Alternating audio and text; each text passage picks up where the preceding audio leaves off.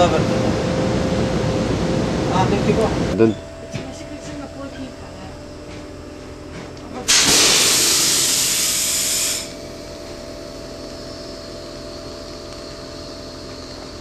Sad zdaj ugaša se to.